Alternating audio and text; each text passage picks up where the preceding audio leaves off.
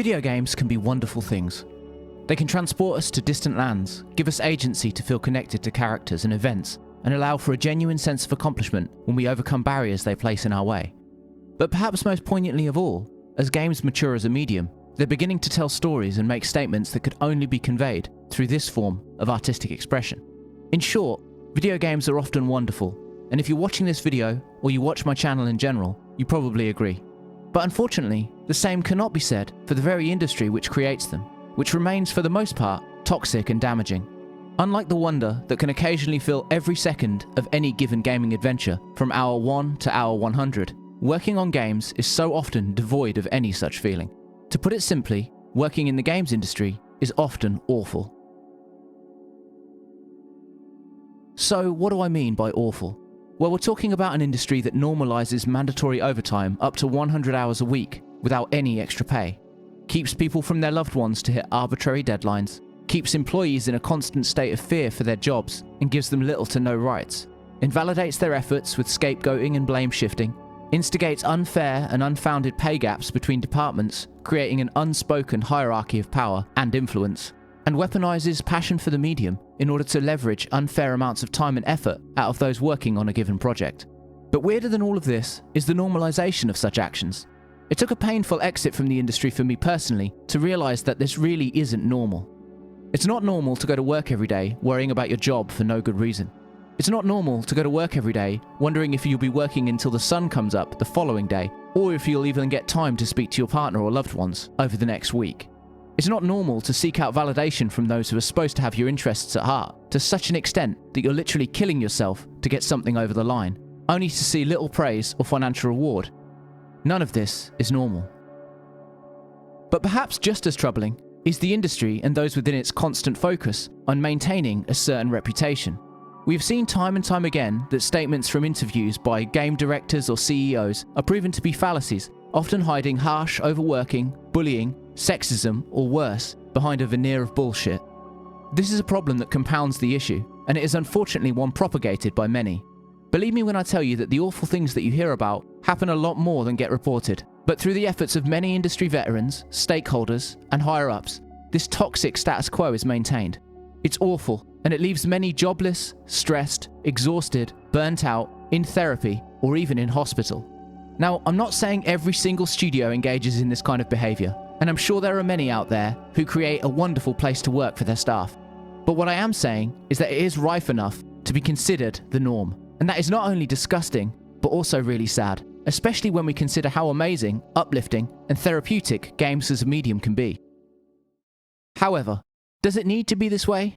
And what happens if things are handled differently? Enter Hades.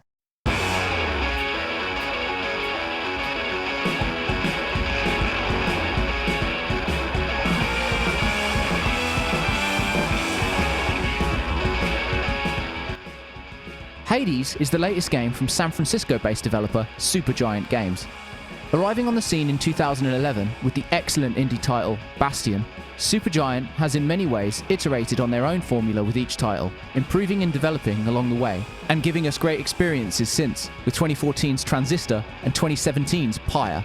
However, it is Hades that now stands as the jewel in the studio's crown.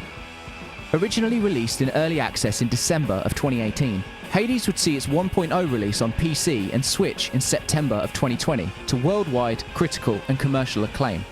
Telling the story of Zagreus, son of Hades, as he tries countless times to escape the underworld, the game's masterful use of a roguelike structure, tight combat, and incremental progression makes it the pinnacle of the genre and one of 2020's best games for sure. I hadn't played it last year when I put together my Game of the Year video due to so many titles hitting at once, but if I had, it would definitely have made my list. Trust me when I say, the Hades addiction is real. But more than great gameplay, story, presentation and design, it is the manner in which Hades was made that remains its greatest achievement.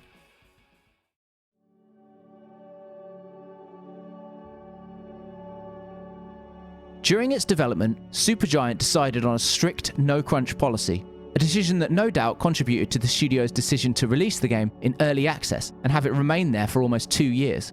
So important was it to the studio that this mandate be followed, that employees would have their access to emails and other programs required to continue the game's development locked at the end of each working day, making overtime literally impossible. On top of this, staff were also required to take vacation on occasion to make sure they stayed refreshed and never experienced burnout. No crunch, no pressure, no bullshit. Such rules have reportedly been in place since Supergiant's very first project and form a valuable and intrinsic part of the studio's culture. Moreover, many who have worked on these projects have spoken about how genuinely flat the structure was when it came to how the games were made and developed, removing toxic hierarchies and office politics. Such methods have allowed the proof to shine in the end product. Hades has arrived as an instant classic, polished, enjoyable, fairly priced, with content and replay value galore, and a ton of awards to call its own. Supergiant took their time, treated their staff like human beings, and created one of the best games of the year, turning a huge profit and earning massive critical acclaim in the process. It really is that simple. But it's hard to overstate just how important this story is in this industry. I've personally worked for, and know many who have worked for, so many studios who claim that they make games in a, quote, healthy way, or that they, quote, don't believe in crunch culture, and it's almost always utter bullshit. The two big ironies here are that one, mismanagement is often the greatest single cause of a project's failure, not the effort of a single team or individual, and two, that all Supergiant did to mediate all of this is treat their employees with a modicum of respect and care. It's crazy that treating staff like human beings with worries, cares, and responsibilities of their own is really the only thing needed to fix so many problems within this industry. But the sad fact is that Supergiant remains one of the outliers, and the toxicity has become so rife that many have drunk the Kool-Aid, defending the actions of those who keep things the way they are, in a culture of bullying and damaging behaviour. But the craziest part of all of this is that the ramifications for changing the standard approach would almost always yield better results. As a prominent example, imagine if Cyberpunk had come clean and just said, look, the console versions are not ready, we need more time, otherwise we're going to have to crunch. Sure, there would have been some disappointment, but personally, I would prefer to wait for a game that works, and not one that was broken as hell and created at the expense of employees' physical and mental health. I know some of these mandated release dates come from shareholders who have no care or interest in the industry, but the problem also often lies with those in charge of the project's development within the studios and publishing houses, who are willing to create toxic and unhealthy environments to hit dates, rather than honestly say the game's not ready and stand their ground for the health and well-being of the team.